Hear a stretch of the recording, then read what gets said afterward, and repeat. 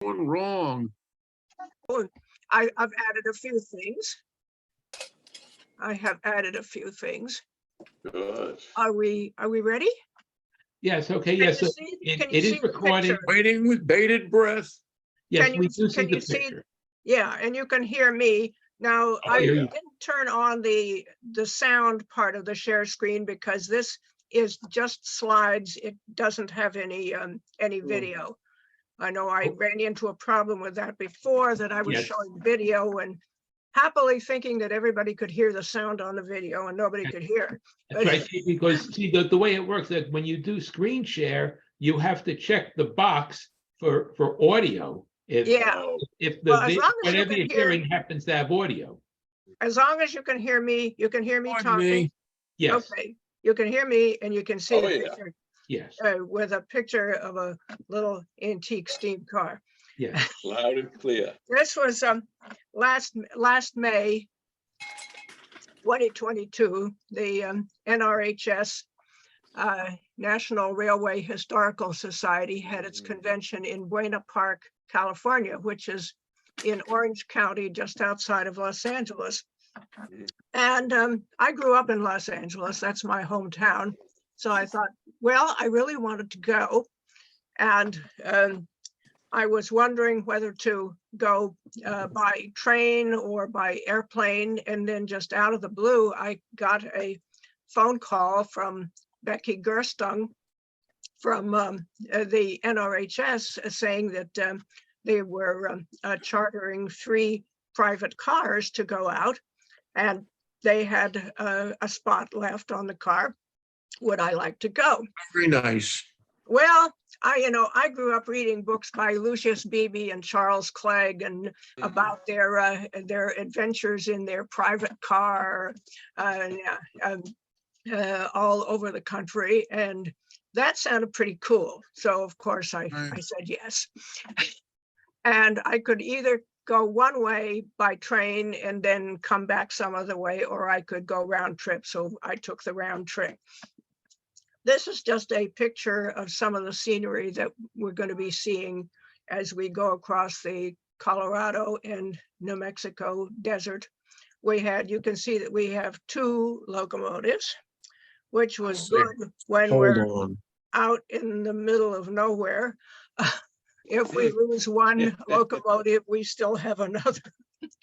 Was that in Colorado? That particular picture is in let's see. Well, I'll be showing these pictures later on. I think this is still in Colorado before we go through Raton Pass into New Mexico and the Great Desert. Here's one of the cars that we had. This is the dome car. This picture was actually, I have put in some pictures from the return trip, because on the return trip, our observation car was at the end of the train, and we could take pictures out the back of the car and get pictures of things that we had missed on the trip out.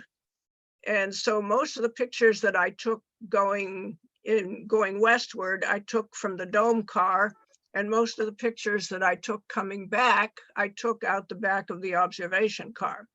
Now, the thing about the dome car is it doesn't fit into the tunnel going into Penn Station. So it was added on at Albany. There's a picture of me standing beside the car. Nice. And there's another picture of it. These were all antique cars that were rescued from the scrap heap by Chuck Jensen. Chuck Jensen and his wife Ginny own 2 of the cars. They don't own this car. They were taking care of this for its owner, but they own the observation car and the Pullman sleeper that we had, and they always travel with us. They always travel with their cars, I should say, to make sure that nothing bad happens to them. So this is the dome car, which was built by Bud in 1957. And you can see here is the going up to the dome. We referred to the dome car as Dome Sweet Dome. And you can see that it formerly belonged to the Northern Pacific. It has the yin yang sign yes. on it. It was let's see, it was owned by Burlington Northern, and well, first by the Northern Pacific, then Burlington Northern, and then sold to Amtrak. And then it was acquired by Webb Rail Company. And so the Jensens were taking care of the car for them. And then next we come to the Pullman sleeper car. Oh no, this is the Kichigami Club. Yeah.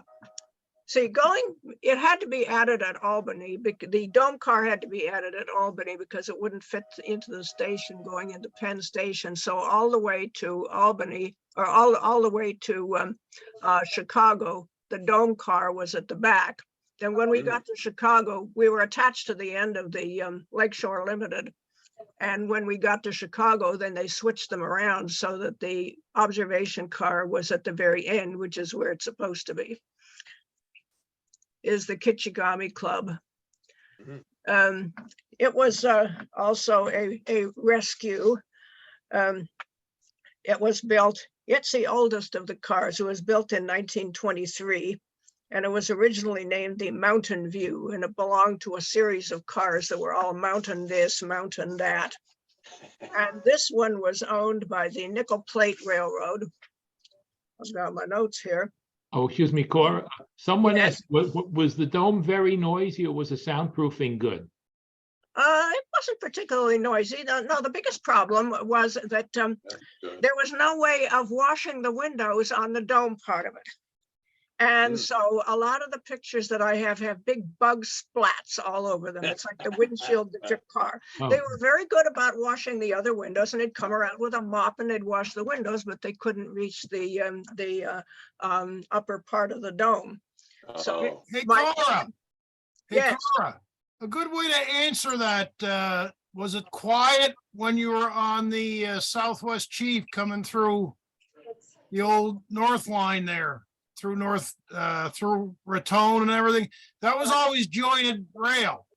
Well, we'll get to that. So is that It's still jointed rail on the Ah, straight parts, but they've changed the curved parts to the welded rail. So we that's what I actually thought. got Okay.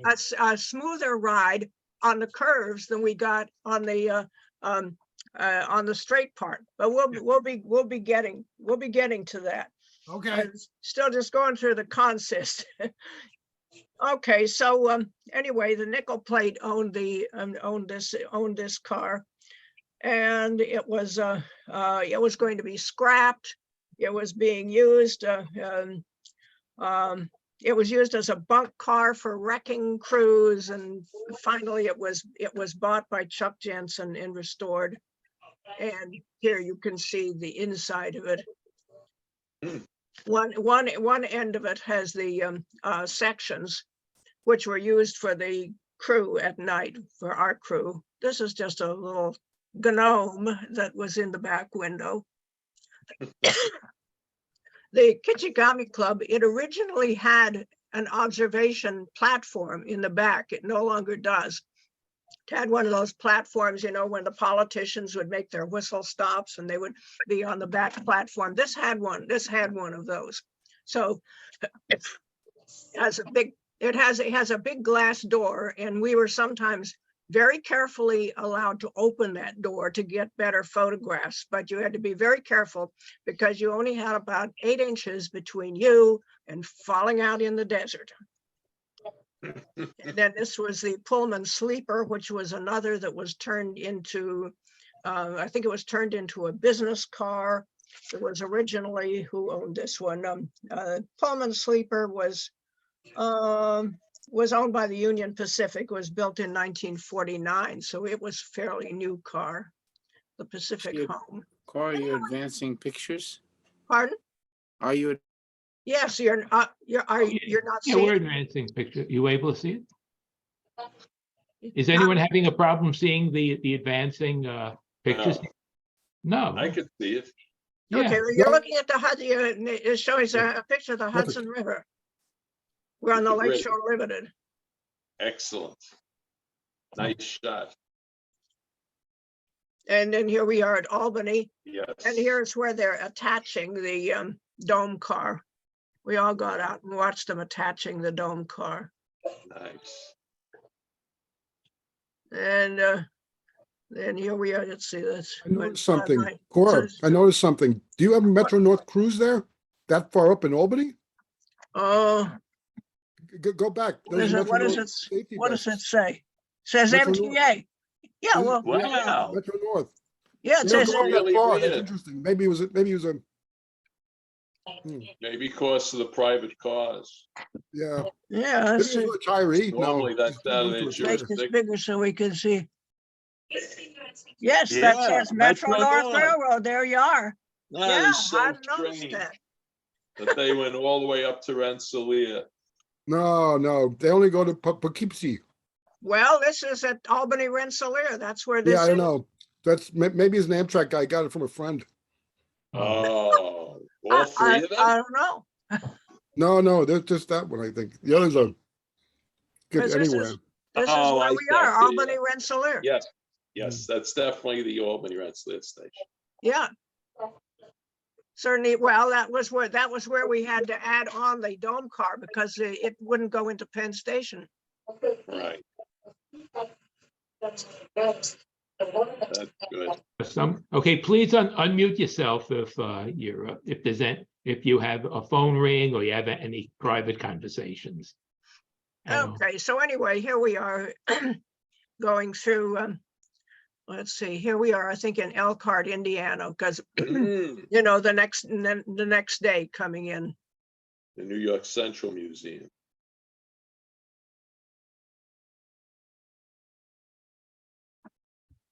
That looks like the bottom part of a car that turned over.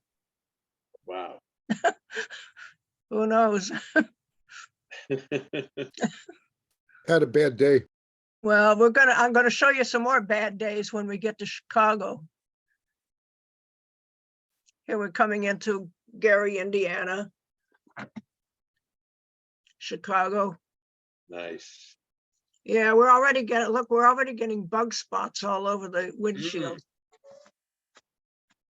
There's Chicago. I love these old steel bridges. I think they're Oh, beautiful. yeah. They don't build them like that anymore. Chicago River. And so when I got to Chicago, that's another feature of our trip was it was 3 days longer than it ordinarily would have been, because at that time Amtrak was still running their long distance trains only 5 days a week. And so our schedules didn't mesh. And so we had a 1-day layover in Chicago going each way. So we had a 1-day layover on the way out and another day layover coming back. And then we had another layover when we got out to Southern California, because we had to get there because of the Amtrak schedule. We got there a day before the convention started. So I took advantage of all of those extra days. This was the building where I stayed when I was in Chicago. I usually have stayed in a place like the Holiday Inn, which is only 3 blocks away from Union Station, but it didn't have any rooms the day that I wanted it. And other hotels that I called also didn't have a day. So I thought, okay, go for it. This is one of my favorite buildings in Chicago. It's on State Street and Washington Street, up in the upper part of the Loop. And it is a historic building. It's now on the National Register of Historic Places. It's called the Reliance Building. And it was one of the first Nice. skyscrapers. It was one of the first, it's a 15-story building. It was a skyscraper when it was built, and that was what they called it. It was also one of the first buildings that had an all-steel skeleton, which is why you can have such big windows. And here you can see the beautiful terracotta detail Very nice. on it. And it was very up to date when it was built. It had a telephone in every room. Wow. and it was built in 1895. It had a telephone in every room and had electricity in every room. And when they built it, there was on that piece of land, there was a 4-story building that was still there, which had survived. It was a bank building that had survived the 1871 fire, but it was only 4 stories high. And the tenants did not want to move out. So what the builders did was that they jacked up the top 3 floors, demolished the ground floor, and built a new ground floor and a new basement with a much stronger foundation because they were going to put up a bigger building. Then when the leases were up, the people in the top 3 floors moved out. They demolished the top 3 floors and they built the rest of the building. And Looks when I really first saw nice. this building, it was in the 1950s. It was in terrible shape and it was going to be demolished. And it had a big signboard covering up the whole bottom part of it, and it hardly had any tenants left in it. And but it was saved, and it's now a boutique hotel, and it's currently owned by the State Pineapple Company. It is the State Pineapple Hotel, and they give you pineapple-shaped cookies when you check. And it was it was mostly professional offices for doctors and dentists, and one of the tenants was Al Capone's dentist. And Al Capone thought that his dentist was also his drug supplier for his illegal drug trade. And he thought that his this dentist was turning him into the police, and so he had the dentist murdered in his office. You can still stay in that room if you want to. Wow. I didn't stay there. It's been beautifully restored in a kind of retro style. Has the original elevators also, except that they've upgraded the machinery. And this was the inside of the room, been beautifully restored. It looked really nice. Yeah, it's really nice. On the ground floor, they have a restaurant. It was the building was designed by the Burnham and Root company.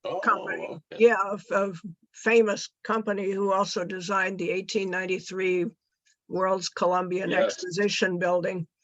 But it was completed by one of the men in the one of the architects named Atwood, and so they have now named the restaurant on the ground floor the Atwood Restaurant, and you can look out on State Street. Oh, Wow. Yeah, it's really beautiful, and the food's good too. excuse me, I remember just saw, I just saw somebody with a raised hand. Is there anyone who has a question? Please unmute yourself. Lou. Question? Oh, I Anybody guess have a no, question? maybe someone just had a raised hand by mistake. Okay, you can continue. And that building across the street is the one that was the used to be the Marshall Field department store. It's now owned by Macy's. Yes. And this is another historic building, the Monadnock building. It's actually 4 separate buildings, and each one is built in a different way. The one, it's on Dearborn Street between Jackson and Van Buren. And my interest in the building is that, I have told you, I'm sure I've told you before that my grandfather, Walter Angier, was a civil engineer who designed railway bridges and other things, but railway bridges was his specialty. And at one time he had an office in this building. And in fact, a lot of railway connected companies or construction connected companies had offices in this building. What you're looking at on the corner is the oldest part of it, which has stone and brick bearing walls. It doesn't have a steel skeleton, has very thick walls. And that was the first one that was built. Then it's really 4 buildings, and the next 2 that were built next to it had sort of increasing amounts of structural metal in them. And then finally you get to the one on Van Buren Street, which has a steel skeleton. And it's also 1 story higher than the other 3. You can't, in the other 4, you can't tell when you look at it. They all look as if they're the same height, but they aren't. It has bigger windows and it has an extra story. Mm. So this time I didn't go inside. I didn't think I had enough time. However, and there you can see the elevated going past it on Van Buren Street. But a couple of years ago, I was in Chicago and I went into the Monadnock building. I wanted to see if I could find where my grandfather's office had been. And nobody stopped me. You know, I didn't have to check in or anything. I just walked in and walked up the stairs. And they've also restored the stairways very beautifully. It's also been restored in an antique kind of style. So here is where I was looking for room 1364. However, room 1364 doesn't exist anymore. So I figured they must have merged some of the offices together. Oh. And it was at this point that somebody did sort of get suspicious of me because I was walking around taking pictures. And so I explained why I was there. And they said, oh, you'll have to go down and talk to the building manager. So I went down and I talked to somebody in the building management office and they gave me a bunch of literature about the building. So that was very nice. Now we come to the final, my final railway connected landmark that well, there are many of them, but the last one that I visited on this occasion, this is the place where standard time was adopted. Oh. This Yep. is the actual place. This is a plaque that's it's at the foot of LaSalle Street, right across from the Board of Trade building. And it's a very anonymous looking building that's there. And I'm always a sucker for reading historic plaques, so I wouldn't looked at it. And you can see this was where standard time was adopted because every railroad had its own time depending on where the sun rose in that particular location. And just as a side note, they all had their own gauges too. They, you know, how far apart the tracks were. That we think of standard gauge as being 4 feet 8.5 inches, and then 3 feet is narrow gauge. Well, they had many different gauges.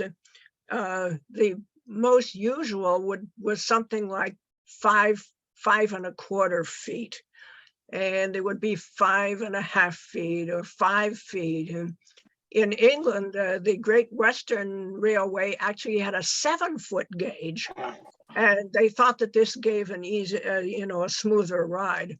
So, but that was never official. It was just that if the railroads kind of caught on that if you wanted to transfer your cargo from one line to another, it was better to have them the same size and not have to transfer it or transfer the car onto a different truck. But standard gauge was first adopted, I think, by the Navy, by the British Navy, and then by the American Navy. And at one time in Toledo, Ohio, they had 3 clocks on the wall in the passenger depot showing 3 different times. So you had to know what line you were taking and what time they were using. They had one time for Toledo time, Cleveland time, Chicago time. Oh my God. So on November 18th, 1883, November 18th happens to be my birthday, but it's a different year. 1883, a telegraph signal was sent out from the Allegheny Observatory at the University of Pittsburgh, and it was sent out to all of the railroad presidents who were all gathered in the Grand Pacific Hotel, which was used to be on that site, and it was a favorite place for all the corporate moguls to have their meetings. And it was also sent, so it was sent out to them, and it was sent out to all of the telegraph offices all over the country. And that was when they established the 4 standard time zones. And that is where it happened. Hmm. Here's another shot that I took of the Chicago River. I thought I had to get back in a hurry because the train for California, the Southwest Chief, was scheduled to leave at 3 p.m. We did not leave at 3 p.m. We left 4 hours later. No. First thing that happened was, I told you there was going to be another train wreck. There was a truck ran into a commuter train outside of Chicago. Now, it wasn't that the train ran into the truck ran into the train. And one commuter, one unlucky woman who was standing in the doorway, center doorway, ready to get off, and she got killed. The Oh, two wow. people in the truck ran away. I think they did catch them.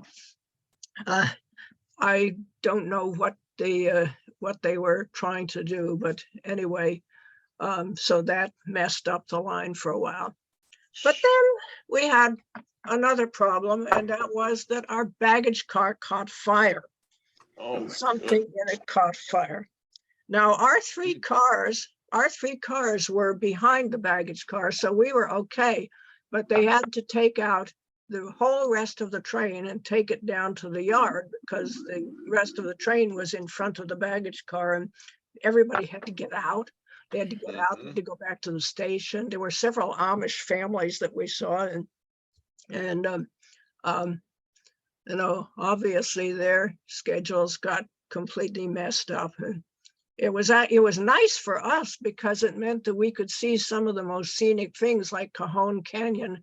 We could see in the daylight, which otherwise would have been at night, because we were getting there 4 hours later. We were 4 hours late the whole trip. So anyway, we were perfectly sitting there fat and happy, you know, having snacks, drinking coffee. The train crew actually came back and chatted with us, and we were sitting there for 4 hours having a nice time. And since we were on the lower level, we could look out at the Chicago River, and we could watch the boats going back and forth, watch the metro trains coming in and out. And there were a bunch of kayakers. Oh, We were watching the kayakers on the Chicago River. And I don't know what there's some kind of craft that is in. Okay, Oh, please, please mute yourself, please. Okay, that was. Okay, so we finally left, finally. And there we can see what's left of the wreck.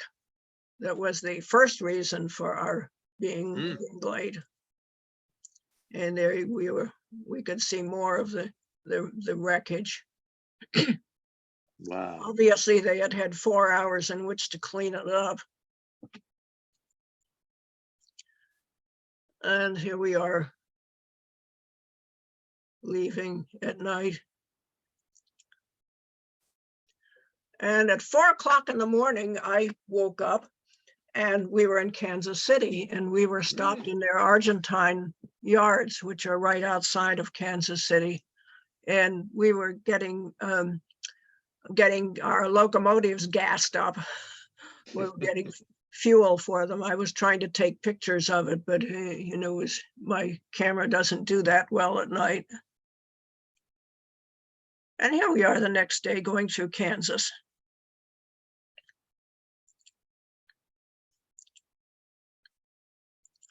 And here we are in Newton, Kansas. Newton, Kansas is an Nice old Kansas shots. I like part. them. Nice Kansas shots. Oh, I thank like you. the first one. Yeah. Let's see, Yeah, which one? This one? Where are we? yeah. That's beautiful. Thank you. That's really nice.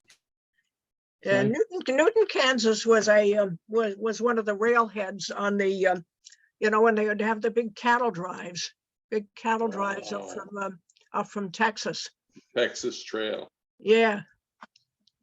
Which one of my great uncles was one of the who worked for a while as a cowboy on some of those long long treks. That's the Texas part of my heritage, Yeah. as opposed to my New Hampshire part of my heritage. Here we are in Newton, Kansas.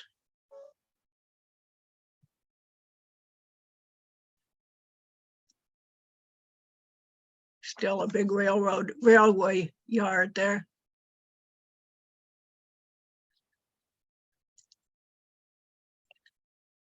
Yeah, we crossed the Mississippi River at Fort Madison, which I'll show you pictures of in part 2 of my presentation, which will be in April, because we crossed the Mississippi River at night going out, so I didn't get any pictures. And that's of interest to me because my grandfather that was his first job after graduating from engineering school at Dartmouth College, the Thayer School of Engineering, in 1887. He worked on the original Fort Madison Bridge, and he was his first job was checking the caissons that were being built for the substructure. But I got pictures of that on the way back.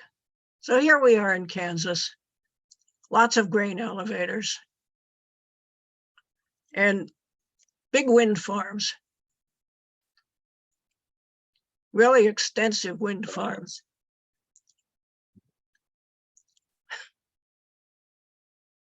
And there you can see all the bugs all over the windshield. It got worse.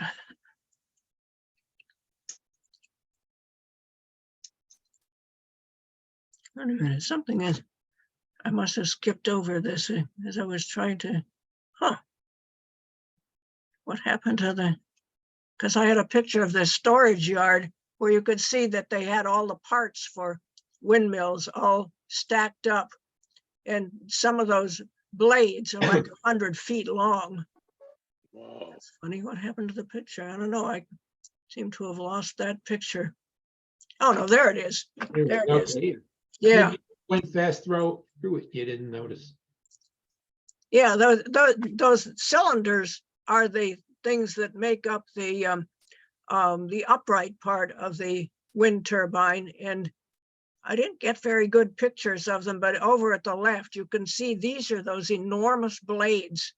This is for either repairing the current wind turbines or building new ones.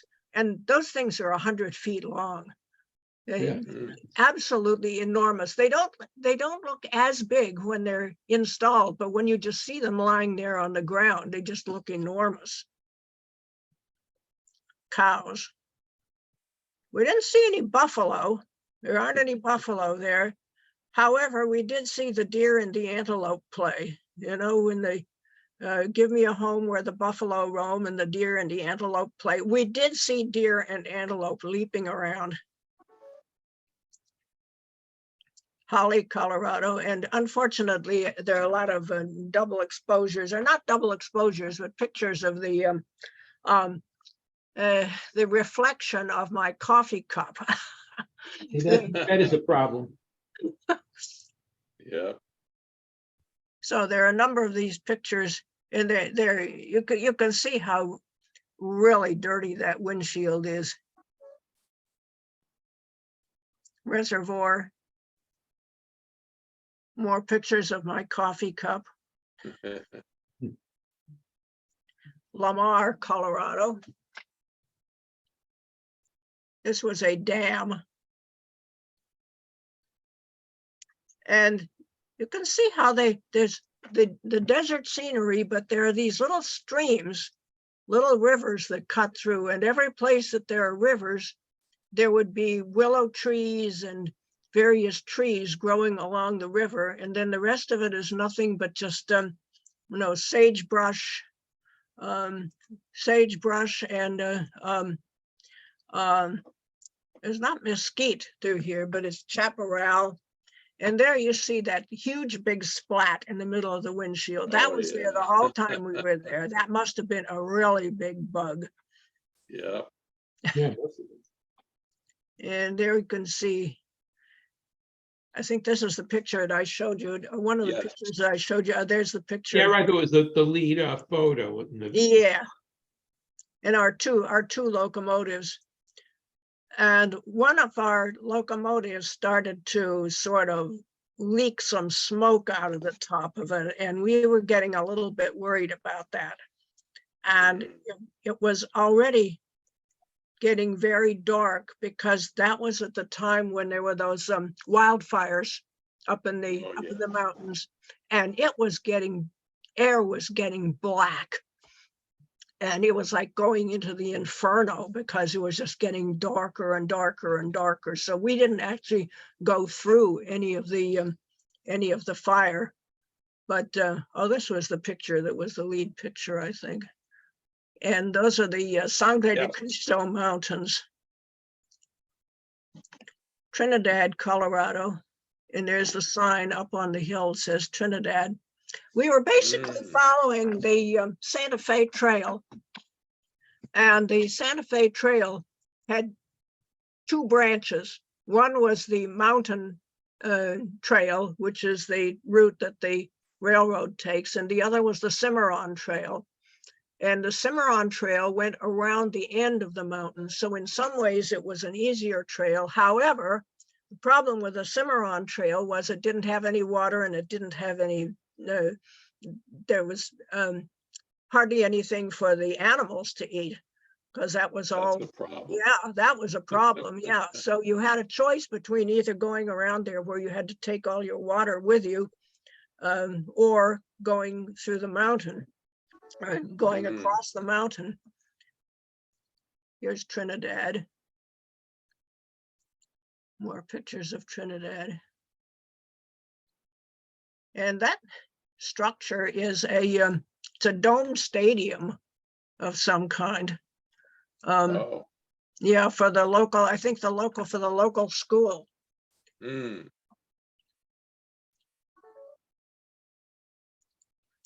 And the reason why the railroad took this route rather than the Cimarron route is that it was close to the coal mines, and which they needed for the coal burning locomotives.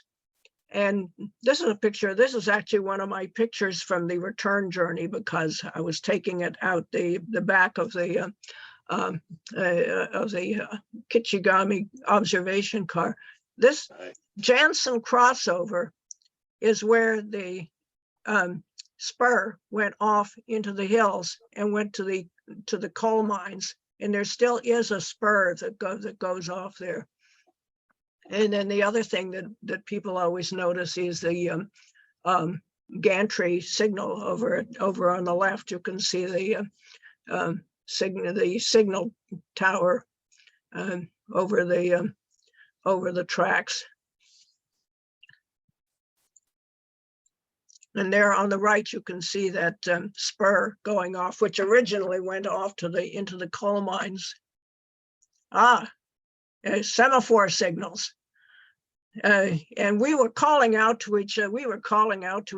The whole time. Hey, look, there's a semaphore. There's two semaphores. There's three semaphores. We all crowd up to the door to take the pictures. Wow. And as I was saying before, when we were going through the mountains, yeah, this is the Sangre de Cristo Mountains, which means the blood of Christ. And there are two different explanations for why it's called that, either because it had to do with the Saints' Day that the Spaniards originally arrived there, and the other was possibly because of the red color of the soil.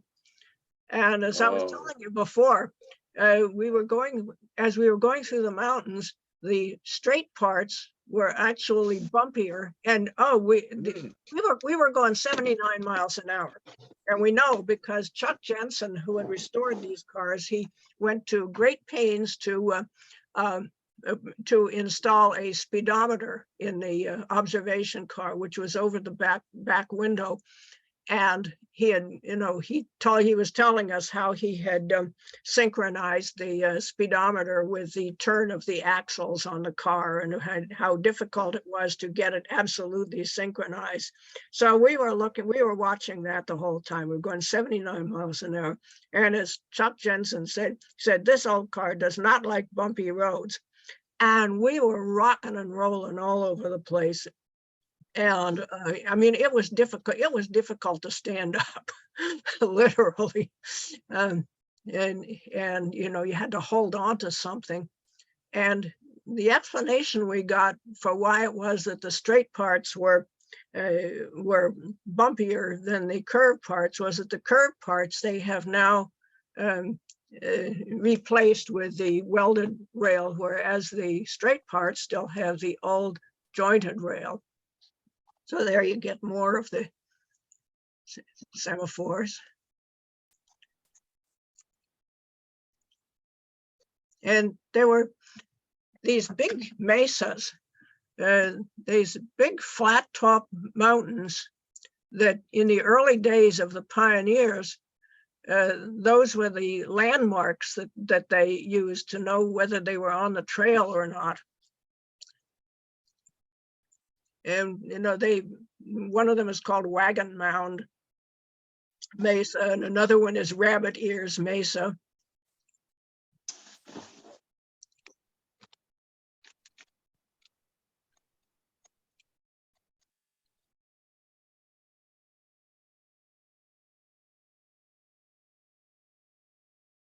And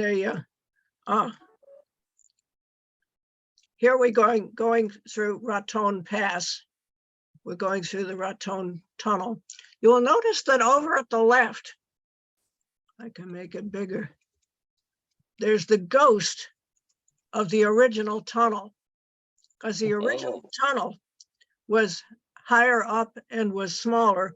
When they first, when they, in 1879, when the ATSF built the railroad through here, they first had used a series of switchbacks while they were building the tunnel, and then they replaced it with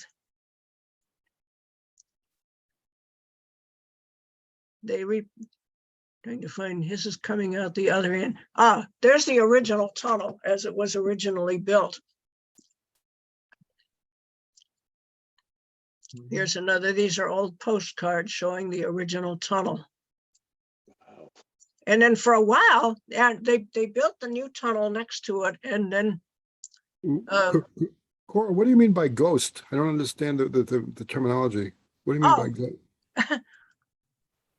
Because of the way it's been blocked up. The portal has been blocked up, the one on the left. Oh, the old tunnel was in a different location. Yeah, it was right next to it. It was right next to it. Yeah. Yeah, the original one. I see what you mean. Yeah, right. Yeah. You can see where the original one is on the left, but it's been blocked up. That's why I say it's like a ghost. Oh, gotcha. Okay, thanks. Yeah, if you don't know what you're looking at, you don't even notice it. This is what the original tunnel originally looked like. And then they made a nicer portal, but they built the second one next to it, and they seem to have been using both of them simultaneously for a while. This is another old postcard. They seem to have both been in use.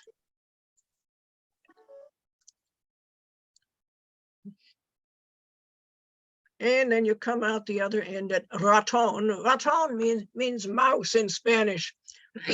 Oh. It's funny, you would think a raton would be a big rat, but a rat is a rata. Rata is a rat, and a raton, it can be a mouse. It can also, I think it can also be a squirrel. Mm. Oh, it can. Boca Raton in Boca Spanish. Raton, yeah, mouse mouth. And this is a high. Is the actual town Raton.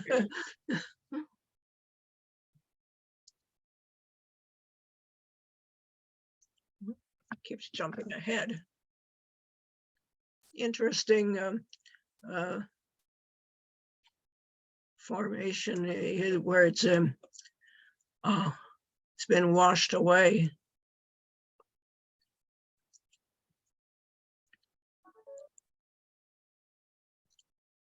Yeah, they sort of broken down telegraph poles.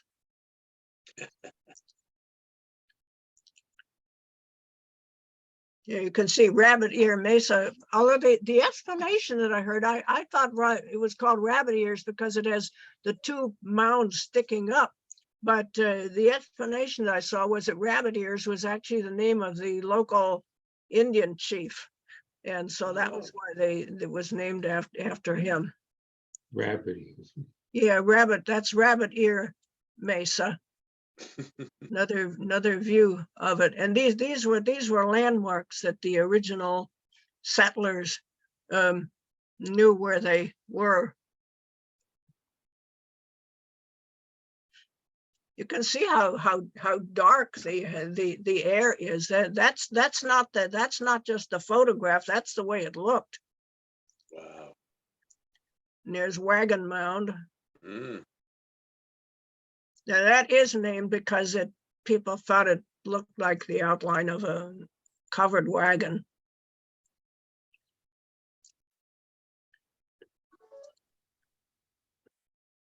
And here's one of the curves that we went around. It was all like that. It was twisty, turny.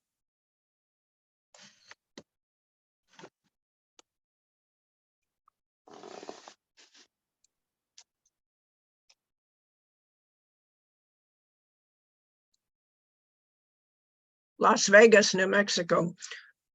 Usually when people think of Las Vegas, they think of Las Vegas, Nevada. Yeah. But Las Vegas, New Mexico was actually there before Las Vegas, Nevada. Vega means a meadow. So Las Vegas just means the meadows. And in fact, there was at one time in Las Vegas, New Mexico, there was a hotel that was called the Meadows Hotel. The Hotel Castaneda, Hotel Castaneda was the first of the famous Fred Harvey hotels in that were all along the Santa Fe Railway, and they were all built in this sort of Spanish style. So this the Hotel Castaneda has been restored, and I believe it still is actually a hotel. Nice.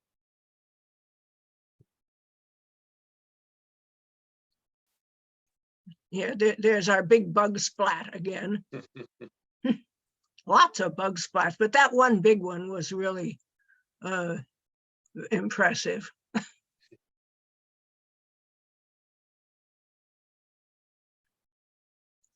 Looking Nice back at the scenery. wildfires, you can see the smoke coming up, and it's all sort of blowing towards the north, which is what we just came through. It keeps jumping ahead. Oh, that's just a view of, that's some of our Dome car. old dome cars, some of our people. Patty and Chuck Webb, and I think standing in the aisle, I think is Chris Gensler. Oh,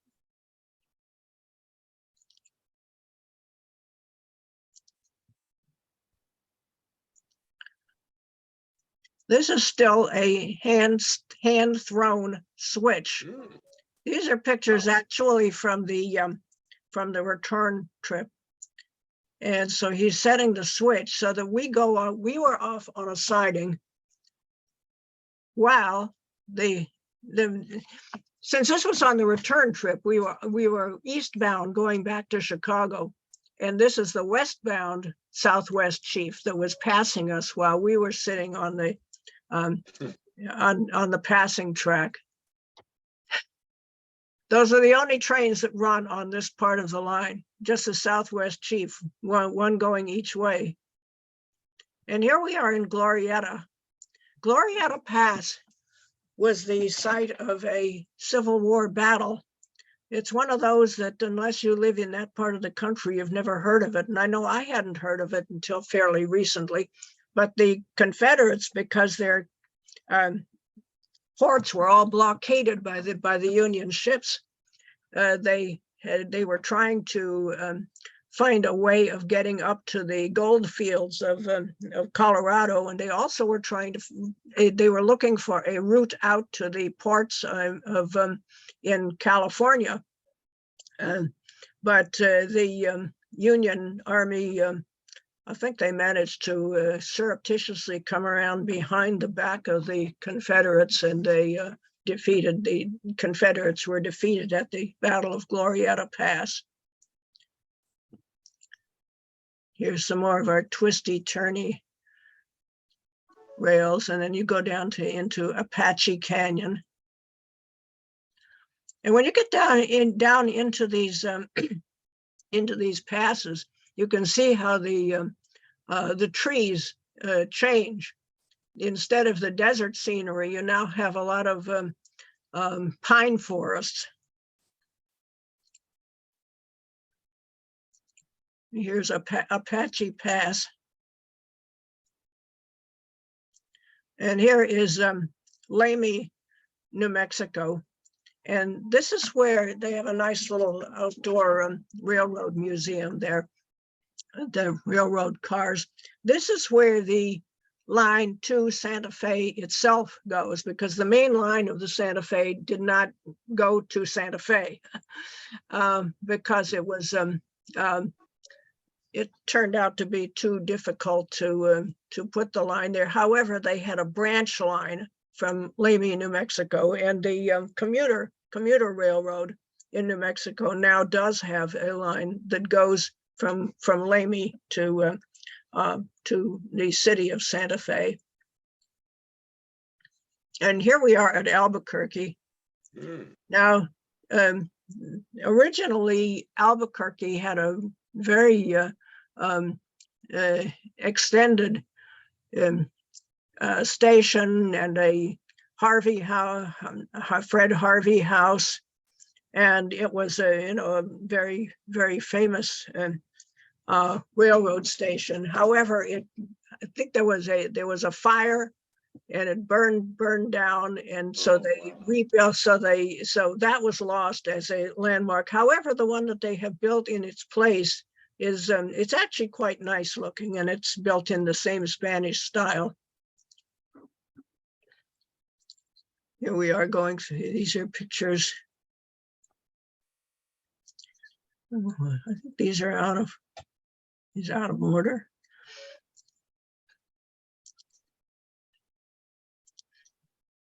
After Albuquerque, we go out across, where these, oh, I see. Let me look at the date on these. Yeah. This is after we have crossed through Arizona.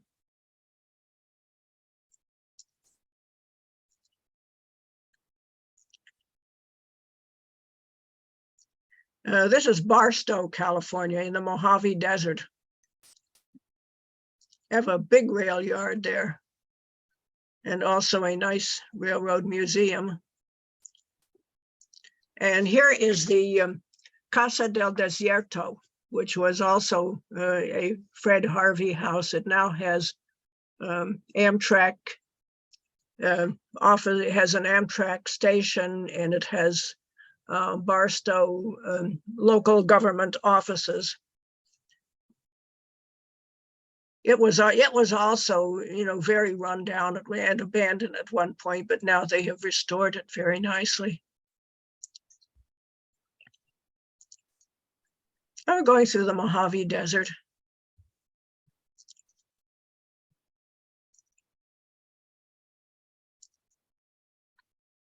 And there you can see one of the, I think that's the San Gabriel Mountains with snow on the top. Yucca plants, yucca flowers, all in bloom.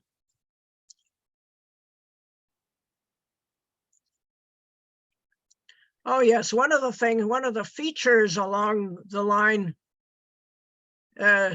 was the number of trains, sometimes with a locomotive, sometimes just strings of cars that were just parked. And this was at the height of the, the supply chain problem, when there were container ships that were backed up in the harbors, and there were container trains that were backed up, just parked out in very strange places. And the explanation I was given was that if they parked in a yard, in a railroad yard, they could get fined for dwell time for just sitting there. So what they would do would be to sit outside the yard. So they would just sit on a siding somewhere, sometimes for weeks at a time. But because they didn't have enough staff, they didn't have enough engineers, they didn't have enough locomotives, they didn't have enough people to repair the locomotives, and they're only just digging their way out of that hole now. And we're going through Cajon Pass, which takes us down into San Bernardino from the Mojave Desert. And you have a couple of different railroads and an interstate highway, all squeezed into one narrow gorge. You can see the other line up above. Here's a UP line, BNSF line. Here's some of the rock formations in Cajon Pass. And we get down into San Bernardino. And we get off at Fullerton, and then we take our bus to Buena Park, where we stayed at the Knott's Berry Farm Hotel, which is right next to the Knott's Berry Farm amusement park. And this is the hotel that we stayed at. And so I went off on my own urban archaeology trip. As I said, we got there a day before the convention started. And then the first day of the convention was actually nothing but just registration. So that meant that I had two free days in which to do whatever I wanted, and everybody had 2 free days in which to do whatever they wanted. So I took the Metrolink commuter line into Los Angeles. And one of my goals in going there was that I wanted to visit my old neighborhood, which is about a mile out of downtown. And my old neighborhood happens to have what used to be the Pacific Electric subway tunnel, which I took all the time when I was a kid, and which has now been abandoned. So searching for the abandoned subway tunnel. Here I am at Buena Park. What I had to do was take a bus from our hotel to get to the Buena Park station, because it was on the other side of town. You notice one of those trains that is just parked there. It was parked there the whole time we were there. Those containers were just parked there. There were 3 tracks, so these were parked on the middle track, and the outer 2 tracks were used by the Metrolink commuter line. So anyway, I knew that I was going to have to get from one side of town to the other, so I went to the front desk of the hotel and I said, "Can you tell me if there's a bus that goes to the train station?" Well, the lady at the desk said, "I don't know anything about public transportation." They said, "Well, you might try going over on Beach Boulevard, because that might be where there's a bus over there." So I trekked over there through the parking lot and crossed the, pedestrian traffic is very strange in Los Angeles. I know when I was growing up there, we used to walk all over the place, but there's not that much pedestrian traffic. But the odd thing is, there are these big wide streets, and when you push the button for the walk button, it goes on right away. but you only have 13 seconds to cross. And you have to start right away. And, you know, I had hip replacement surgery a couple of years ago, and I'm still sort of limping a little bit, but, you know, I'm not really disabled. I'm wondering, if you're really disabled, how are you going to get across in that? I had to, you know, really almost sort of run to get to the other side of the street. I will say, though, that the motorists are very good about stopping for pedestrians. I know it's not like Manhattan where they try to run over you. You know, they would stop, they would wait until you get past, and then they would start again. So they're very good about that. So here I am at the Buena Park station. And there's a crossover, little bridge. There are elevators on both sides, and there's a crossover bridge. Here's the commuter train. There's that train parked there in the middle. And so I'm going in. You can see the skyscrapers of downtown LA in the background. You go through a place that is literally called the City of Commerce. That's the name of the city, is Commerce. And crossing the Los Angeles River. And there are these cement bridges. I know that river very well. It's encased in cement, and there are these storm drains that come out. Let's see if there's a picture of the storm drains. Can't really see. There's storm drains that come out on the return trip. I might have other pictures show the storm drain, because the storm drains that empty out. And my father and I used to do all kinds of really crazy stuff.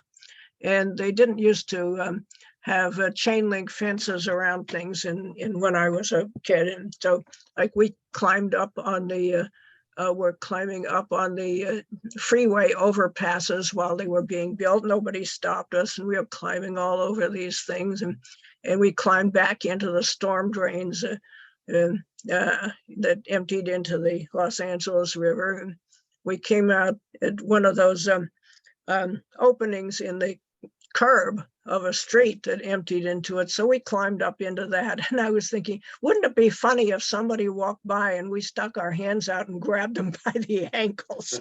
But nobody did. That would be unbelievable. Yeah, well, we did all kinds of nutty things like that. And my mother was cool with it, you know, because she trusted my father. You can shout, "I'm working down here." You grab him by the ankle. Well, my father did work for the railroad. He worked Yeah. for the Southern Pacific. Now there you see on the left, and I couldn't get a really good picture of it. That's the famous Mission Tower.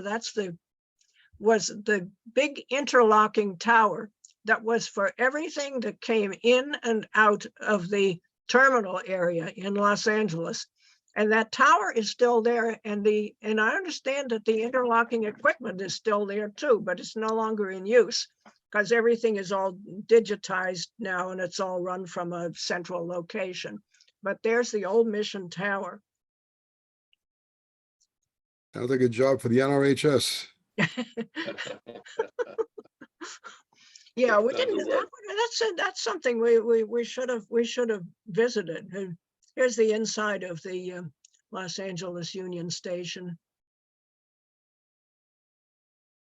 Still very beautiful. Oh yeah, there was a piano in the corner, which I think it was one of those that was set up. It was set up for anybody who wanted to play it, and there was a lady who was playing it, who was playing very expertly.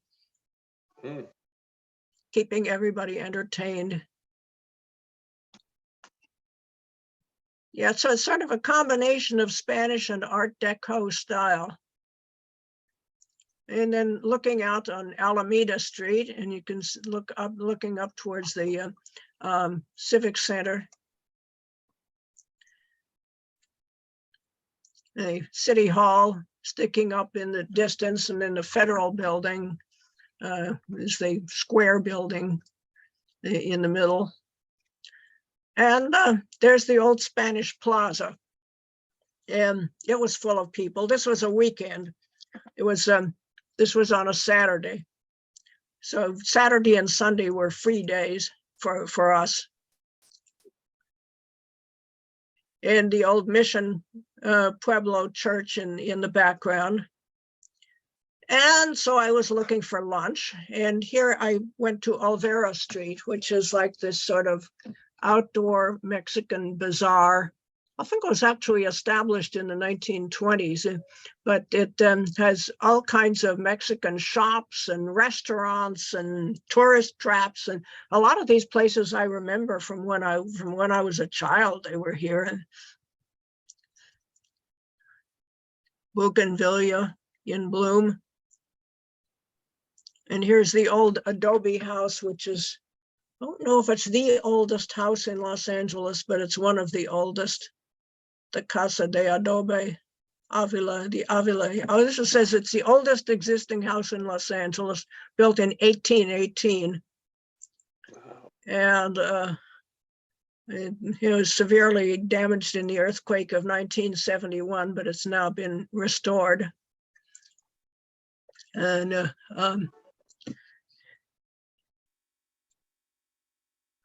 there you can see the trees, bougainvillea vines. And here was where I had lunch. Now there were bigger places that had long lines, and they were all the touristy places. So I went in this little place, and they have tables in the back, and I got some tacos, and so that was very nice.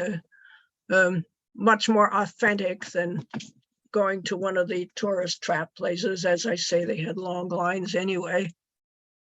Oh yeah, I bought myself a souvenir there. There's this one particular store, it's been there for years, that they specialize in pictures and sculptures of skeletons and stuff for the Dia de Muertos, the Day of the Dead, which is the day after Halloween. And so they have, masks, and this was and little sculptures, and I've bought a number of things there over the years. Every time I go there, I would buy something. So this was, I like cats, and so I thought, this is me, the old skeleton lady with her cats. This is a a terracotta little terracotta sculpture. And this is the post office, not the main post office building. The main post office, I don't even know where the main post office is in Los Angeles, but this is the biggest post office in Los Angeles. It's the, what are they called? The Terminal Annex, the LA Terminal Annex post office, also built in the Spanish style. And there's the old Pueblo church, the Church of Maria Reina de los Ángeles de Porciúncula, for whom Los Angeles was named. The Queen of the Angels of Porciúncula, I think, was where, I don't know, was where one of the Saint Francis, I think, was from Porciúncula or Porciúncula in Italy. So it's Nuestra Señora Reina de los Ángeles de Porciúncula, and that is her church. And there I am in the old plaza, and a man had his was playing music, and people were dancing, and so I joined in. I was sort of gyrating along with everybody else. And there's the bandstand. And when I came back the next day, the bandstand was in use. The Pio Pico house, it's one of the other very old buildings in LA. Well, that was as far as I got the first day, because I had to do so much messing around to find out even how to get there. And since it was a weekend, I had to get a train at 4:40 in the afternoon. That was the last train going back to, was the train for Oceanside, which was the one that I had to take to Buena Park. Oh, Oh, you know, there was a, like to make comment regarding Oceanside, you know, after Hurricane Sandy, the East Brook, the Oceanside, New York Library was very severely damaged. So I think the Oceanside, California Library, I think donated, I think some funds or some help to the Oceanside, New York Library. that Oh, was nice of them. oh yeah. Oh, that was nice. Yeah, sister cities, huh? Yeah. Well, of course, Yeah. that line, line, the surf line, which I'll be showing you pictures of in part 2. That is, you can no longer go on that line because the whole embankment washed away, and so the surf liner no longer runs. I think the line that goes to Oceanside is okay, but below Oceanside, it's all been washed out. So they have bus service that goes around.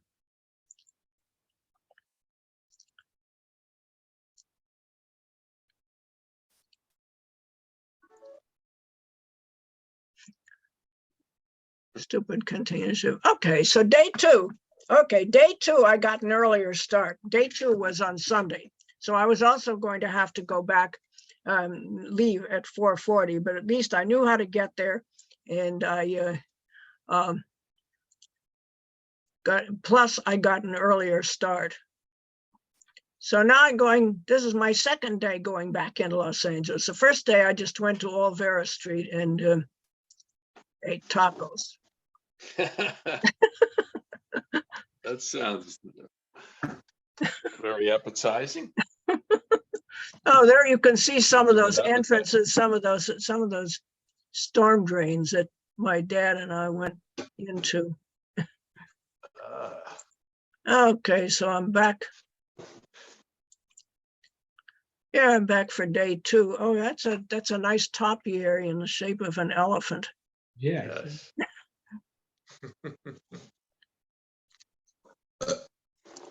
So I'm going up through town. I don't know how much of this is natural and how much was curved. I mean, you know, it looks like a naked lady, but it may have sort of started out looking like that, and then somebody sort of enhanced the curves on it to make it Right, into did a some statue. carving. Yeah, I Yeah. think that may have started with having sort of lumps on it that sort of lent themselves to the idea of carving it. Exactly. And here you can see this. Everything was very, very empty except for homeless people all over the place. You know, I can remember, you know, when I was a kid, there used to be winos that would be hanging out, and Skid Row. yes, you know, Skid Row, or, you know, they would come to our house, and funny, people would knock on our door because they'd want a handout, and my mother would make them a peanut butter sandwich. They wanted money to buy booze, I'm sure, but my Oh, mother would yeah. always Oh, they a do. peanut butter sandwich. Yeah, and then we had a lot of crime. Our house was broken into many times, including even while we were home. And my mother hit one guy over the head and shoved him out the window. She was very cool about it. She was more cool about it than I was. And, you know, I ran next door and was phoning the police and said, they're murdering my mother. And I came back and I told my mother, said, you know, you don't have to be melodramatic. I've already called the police. So anyway, but even in those days, I don't remember seeing the encampments. I mean, tent cities of, why is this not working? Oh. Let's try. See an arrow key or? No, it was just that There we go. I had to click on the picture. One thing is that I noticed that you know, the walls and barricades around Los Angeles were either very nicely sculptured, or in this case, they were painted with, you know, very artistic graffiti. I don't even know if these rated as graffiti or if they were commissioned by, by the city to decorate the walls. I think so. Yeah, and so anyway, I passed many, many homeless people. Although I've never seen it like that before. There's the city hall. Yes. No problem. Fletcher Bowen was one of those corrupt mayors that I remember from the old days. And now he has a park named after him. And here, I had to get to my neighborhood. I had to go over or around Bunker Hill. And there is the 2nd Avenue tunnel. There was a 2nd Avenue tunnel and the 3rd Avenue tunnel, and used to be able to walk through those. Now they seem to have removed the pedestrian walkway, I suspect because they don't want the homeless people living in them. So that meant here's the manifestation today of the 3rd Street tunnel, and there's the famous Angel's Flight. Yes. Angel's Flight used to be right next to the tunnel. Now you have to walk a half a block down to get to it.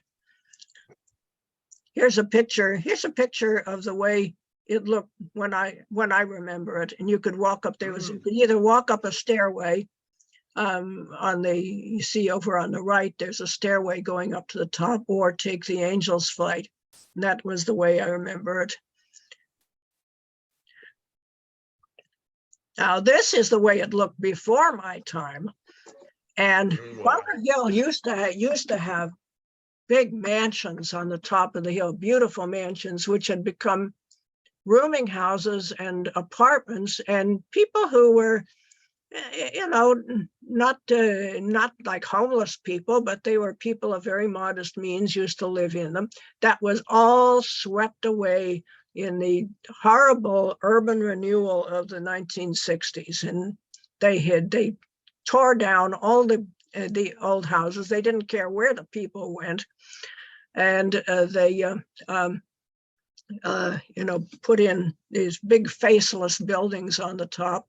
Here's a very, very old picture that I found of the Angel's Flight. This is before any of the modern buildings had been built. This was all along Hill Street was all these old houses, and they didn't even have, they hadn't even built that archway for the trains. This was a very, very old picture. Okay, so here I am I took the Angel's Flight up to the top, and here are pictures and looking down. Just from the top. This is the little station at the top. You pay your fare at the top as you get out. Oh. Well, if you're going down, you would pay your fare when you got on, but if you're going up, then you pay it when you get off.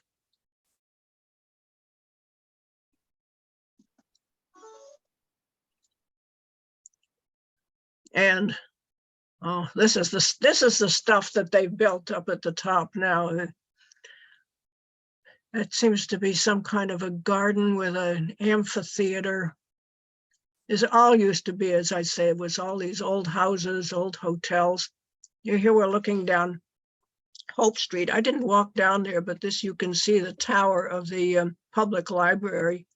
It's a very beautiful building with a kind of mosaic rooftop on it. It's still there. But I didn't, that's down at the foot of Hope Street, which I didn't walk down because I wanted to get to the other side.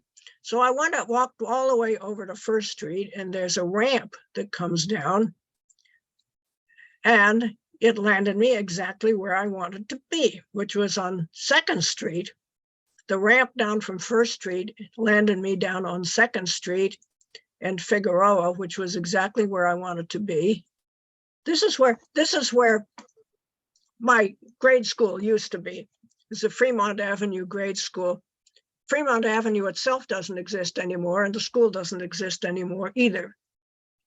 So I walked under, there's a big freeway, which I didn't show a picture of. And of course it had homeless people living underneath it. And so here I am on 2nd Street. And this is my old neighborhood. And that was the street I used to walk down to get to school.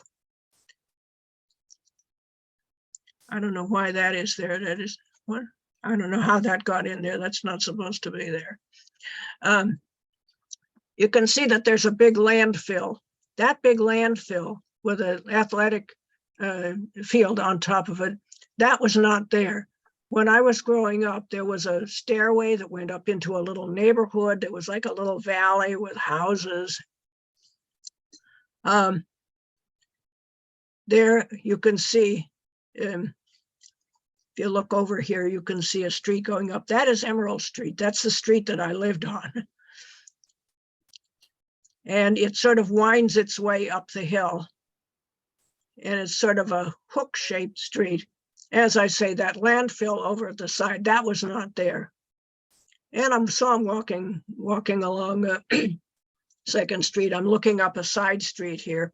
I'm looking off, I forget what the name of this street is, but I'm looking up a side street. That house that you see there, I think that's the one of my best friends, Amalia Romanos, lived in that house. Get this going again. Now, those buildings there are built where the old car yards used to be. That's Toluca Street. Toluca Street is a dead-end street. Here I'm looking, that bridge carries 1st Street over 2nd Street, and they kind of merged together. And then if you went to the right, you would go out Glendale Boulevard, which is where the streetcars used to be. And where those apartment houses you see on the left, that's where the car yards used to be. And this is the dead end of Toluca Street. And there used to be a public stairs. It's so covered up, you can't even see where the public stairs used to be over here, right in that clump of trees. There was a public stairs that went up, and that connected it to Emerald Street, which, as I say, sort of hooked around up at the top. Well, here's where the subway tunnel used to be. And, you know, when they built the new subway, the new Los Angeles subway, they would have liked to have used this, but they couldn't, because when they built those new buildings that they built downtown, they sunk them right through the old tunnel. So the tunnel is no longer usable.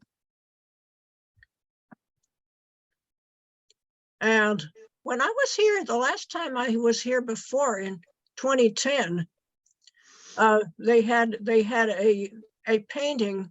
It was painted to look like a streetcar coming out of the tunnel. I think I have a picture of that. Wow.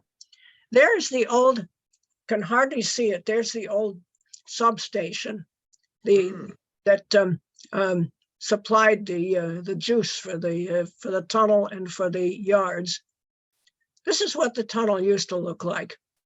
And yeah, you can see all of that neighborhood you see up at the top. That's where that damned landfill is now. That's all covered up now. You can see the cars coming out. This is a picture that I took from my own website. That's why it has all the caption at the bottom, and you can tell that this is a very old picture, because notice that this car says Glendale. By the time I remember it, they were using the PCC cars for the Glendale and Burbank line. The ones that went out to Hollywood, that would turn off on Hollywood Boulevard, used this type of car, and the ones that went on its own right of way out to the San Fernando Valley, out to Glendale and Burbank, they were using the PCC cars. Over on the left, you can see the yards and the little shack that they had. They had a pit where they could work on the cars. And here from Pacific Electric magazine for, when is that? 1927. And you can see that there used to be a great big mansion up on the top of the hill. And that was also cut up into apartments. And my other best friend, Elizabeth Poirier, lived in one of those apartments. Nice. This is looking back down this. I bushwhacked my way up the stairs. And of course, I could see where there had been a homeless person living on the landing halfway up the stairs, but he was not there. The only critter that I saw was a little lizard that came out to greet me. It was like a little Oh. spirit from my past. It came out, and it didn't even give me time to take a picture of it. It came out, said hello, and went back in again. But That these was are the nice, stairs. yeah. I used to play on these stairs when I was a kid, and they used to be very well used because people would take the streetcar, and then if they wanted to come back up the hill, they'd come back up the stairs.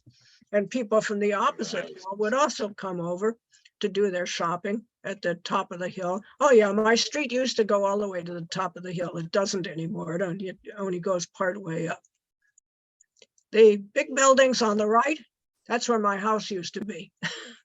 Oh, And they've now built some kind of high school there. There seem to be several high schools now in the neighborhood, because there's Belmont High School, which I went to.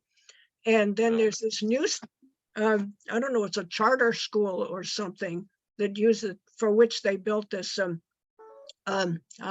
athletic field. And then on the opposite hill, where there used to be oil wells, which I'll show you pictures of, that also is another, the Edward Roybal Learning Center has been built over there. Anyway, this is where my house used to be. There's another picture of the athletic field. There's a picture of what my old house used to look like. It was either the oldest house on the hill or one of the oldest. it was demolished. Well, I showed you what's there now. Yeah. That's what's there now. Wow. The whole neighborhood was demolished. Yeah. And there's another picture of it. It was a very nice rambling house. I mean, you look at it now and you think, oh man, what a shack. But actually, we had like an 8-room house, and many of my friends had much smaller houses than that. And in the war years, and I'm talking about Second World War, we knew people that were, they were living in bus bodies, they were living in storefronts. One of my friends literally was living in a converted chicken chicken coop. People were just living where there was a big housing shortage, and so we had, our house was palatial compared to my friend was Elizabeth was living in that converted mansion up at the top of the hill. They lived in it was like an attic apartment that had been renovated into, it was an attic that had been renovated into an apartment. And here's me in 1953, looking down, and that was the car yards. That was what the car yards, and over to my left, or on my right, left of the picture, you can see the roof of that transformer station. And you notice that, you see, there's my mom with, and looking at the car yards that went out into Glendale Boulevard. Can you see? Let me see. I'm trying to show. No, in between the cat's ears, you can see that one of those revolving ventilators is a lighter color than the others.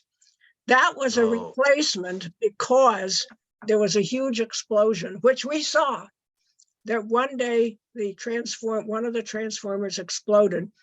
We could hear this explosion. We ran out into the yard in time to see a geyser 50 feet high of concrete and steel being shot into the air. That was one of two disasters which I actually witnessed, and which I've been unable to find any record of anywhere. It was suggested to me, when I presented this, the NRHS said I should get in touch with the, the Pacific Electric Historical Society. There was a time the transformer station exploded, and the other was on 2nd Street, which you see in the background. That was a street that I walked out. There used to actually be a freight line that went along there. And well, when it was first built, it was also passenger. That was the original Pacific Electric line coming out from downtown before they built the tunnel. There was a line, there's an electrical line that went along along 2nd Street.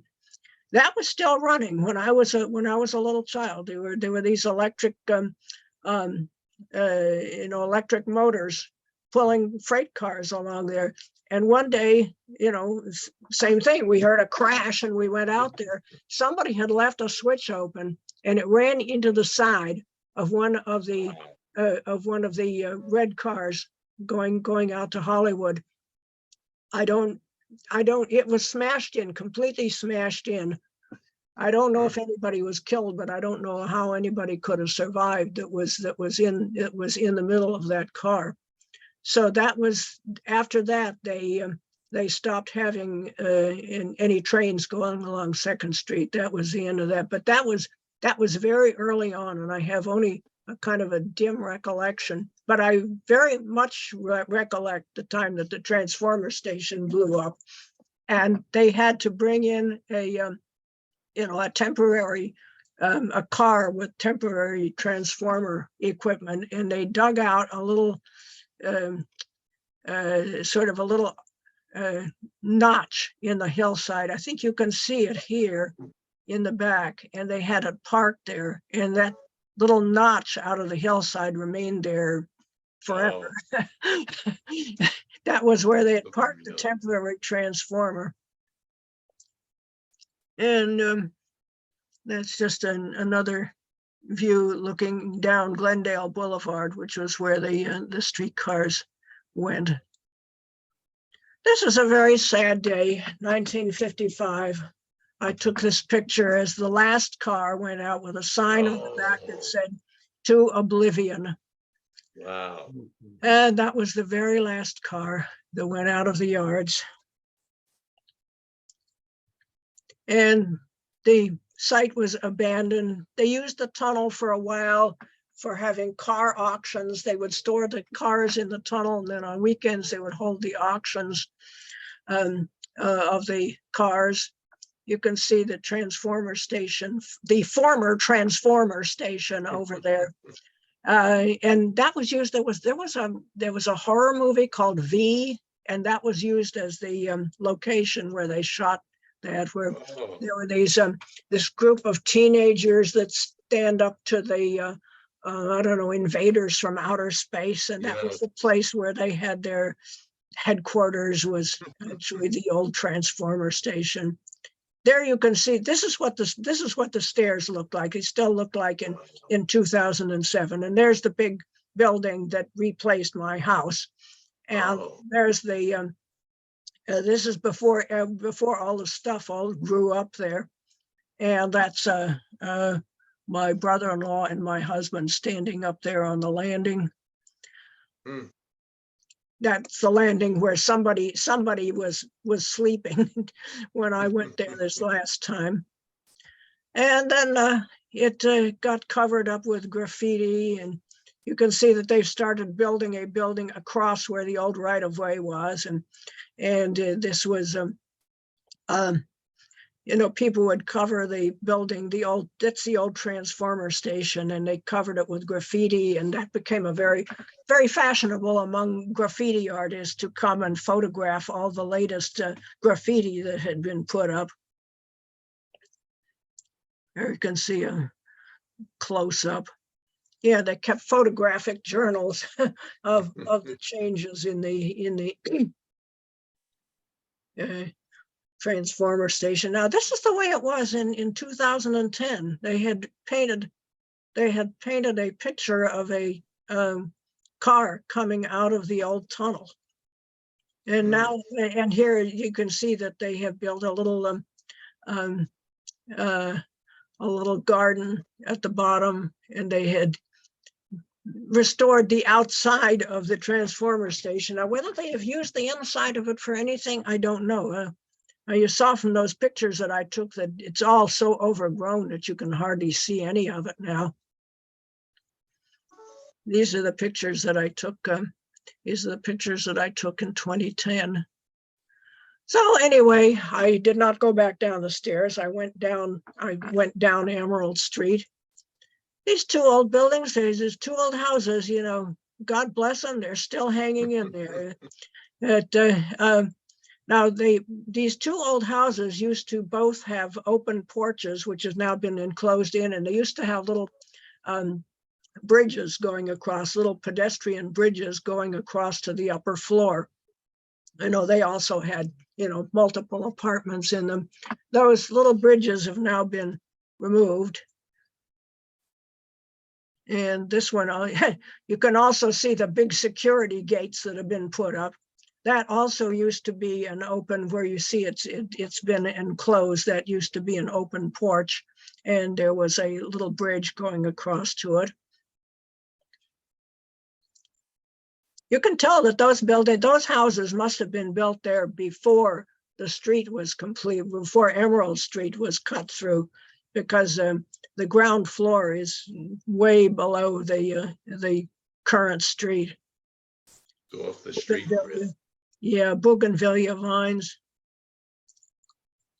Looking back up the street. This is what was on the, I didn't bother going, it was 90 degrees for one thing, and I was very tired. I took plenty of water with me, so and I had a broad brimmed hat on. So I didn't go across to the hill, the opposite hill. The opposite hill had one of the oldest oil fields in Los Angeles, and there were literally oil wells in people's backyards. And you can't see because this is such a faded picture. This was taken by a friend of mine, Joanne Silverberg, who was visiting me in Los Angeles, and I was showing her all my landmarks, you know, not bothering with stuff like the surfboards and the Hollywood and stuff. I was showing them the real Los Angeles. Well, actually, the Hollywood stuff is the real Los Angeles too. I mean, I knew people who were in the movie industry because lots of people were. But anyway, this is so faded, you can't see the overhead wires, the overhead cables that were running these oil wells. You would have one engine house which would run several different oil wells, and they had cables that stretched for blocks. And you could hear this, you would hear this sort of gentle creaking sound that the wires were making as they pulled on the oil wells. And the engine house would have this eccentric wheel that could pull either one side or the other. So this was constantly revolving. And as it revolved, it would pull either one cable or another cable. So that way you could have one engine house that was running a half a dozen different oil wells. And there you can see over at the right, you can see an oil well in somebody's backyard. Sometimes they were even in the front yard. This is in 1978. There was still one on Glendale Boulevard, and you can see the little engine house. I guess that's the only, I took more pictures, but that's the only one that I have in this selection. You can see. Very interesting. Yeah, you can see where it was pulling on several different oil wells. You can see an oil well in the background. You can see one in the foreground. And there you can see the mechanism. Sheesh, this is not working. I'm trying to, well, if you look over at the right, you can see that eccentric wheel that as it turns, it pulls one cable or another cable. And so you could have one engine house that was running several different oil wells. So I continued. I did not go over there. There's now a park and that Edward Roybal Learning Center, and everybody is so paranoid about methane. Well, actually, there's a good reason for it, because there was one place, I think out in Hollywood somewhere, where there was a buildup of methane gas from an old oil well and caused an explosion, Wow. destroyed a building. So I guess they have a reason for being worried about it. So they have to have all kinds of ventilation systems. Anyway, I like this graffito. Too much blah, with all the blah, blah, blah, blah, blah. Much blah. And of course, over at the right, you can see that trash there. That's where there's another homeless person who was living. I'm walking back down 2nd Street. This is the water and power building, which has always been there. Hmm. Yeah, it's interesting that in this part of the country, you have electricity and gas are supplied by the same company, and then water is supplied by the municipality. In Los Angeles, water and power go together, and the gas is supplied by a different company. And the reason for water and power going together is that they have hydropower that comes from the dams. So most of your electricity was always supplied by by hydropower. So you have water and power goes together. And here I am back at the 2nd Street tunnel, going up that ramp to 1st Street. And I think that's Dorothy Chandler Pavilion is what that is. I'm walking over Bunker Hill, and there's the Disney Concert Hall, designed by Frank Gehry. And I know I've told some of you before, I knew Frank Gehry's kid sister, Doreen, when we were in high school, when we were in junior high school, and we were both music students. We were both harp students, and we were both really obnoxious. We would try to push each other off the chair. And I knew her first as Doreen Goldberg, because that was the family name at the time. And then he changed his name to Frank Gehry. And later on, I understand that he regretted changing his name, but by that time, he'd already established a reputation as Frank Gehry. So now it's too late to change it back. Anyway, Doreen apparently continued in the arts. Just for fun, I checked on Google the other day to find out what had happened to Doreen. And Doreen Gehry something, I forget what her married name is. Anyway, she's now an emerita professor of arts education at Cal Poly. So that's what happened at Doreen, yeah. And then we encountered each other again as students at UCLA, and we greeted each other like long lost best friends. And after we were having physical fights when we were 12 years old. Yeah, apparently that stainless steel that they used on this building, it reflected so much light that it was glaring, and people were complaining about it. So they had to go over it, I don't know, with sandpaper or something, and sand it down so it wouldn't to make it dull. Yeah, to make it duller, yeah. Yeah. It's the federal building, and then beyond that is the Hall of Justice, which had courts in it. I don't know what they're used for now. I just know what they used to be. And when I got back into downtown LA, I would have liked to have gone up into actual downtown. I'm going to show you a couple of other railroad related places. This was the subway terminal building. Oh, yes. Yeah, which is where the other end of the tunnel came out. And you would go inside and you go down. There was a ramp that went down. You'd go through a turnstile, and then you go in there, you buy a ticket, you go through the turnstile, and you go down this ramp to the platforms. And I understand that those platforms are still there.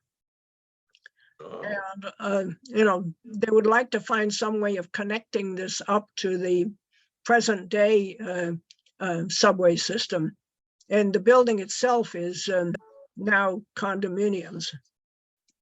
And this is the old downtown Pacific Electric building. Pacific Electric building is still there, but it no longer has streetcars running out of the ground floor. It had streetcars this is where the interurban trains would go out. They'd go out to, go out to Pasadena, San Bernardino, Orange County, and then out the back door. This was the front door. Then out the back door, they would go down to Long Beach, and I think that was the last Pacific Electric line that was abandoned. Was the Long Beach line, and that right of way, parts of that right of way are now used by the new Metrolink trains. So it is still in use, but it doesn't run into the Pacific Electric building. Southern Pacific also had offices in the Pacific Electric building, and that was where my father, who was a cost analyst for the Southern Pacific Railroad, he had his office in this building when he wasn't out on the road, checking up on what had been built. Well, then I went back and to Mayor Bowron's Park, jacaranda trees in bloom, very beautiful.